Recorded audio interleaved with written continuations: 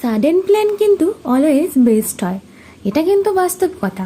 এদিনও আমাদের সাথে ঠিক তাই হয়েছিল। হুট করেই প্ল্যানিং হলো মায়াপুর যাওয়ার, সেটা একটা ব্যাপারিক কাজের সূত্রে। শুধু আমিই নই, সাথে আমার সখীকেও কিন্তু সঙ্গে নিয়ে গিয়েছিলাম। আর ঘাটে পৌঁছানোর পর যে পরিমাণের ভিড় দেখলাম, এত বছরও এই পরিমাণের ভিড়ের মধ্যে পড়তে হয়নি।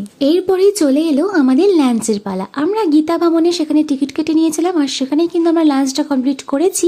কি কি প্রসাদ দিয়েছে সেটা তো তোমরা দেখতেই পাচ্ছ। এরপরেই চোখ চলে গেল গীতা মেলার দিকে, আর সেখানে গিয়েও খাওয়া দাওয়া থেকে একদমই বাদ যায়নি। তারপরে সন্ধ্যা আরতি দেখার পর সেখান থেকে বের হয়ে নিয়ে নিয়েছিলাম কিন্তু পানির টিক্কা থেকে শুরু করে মোমো সব কিছুই।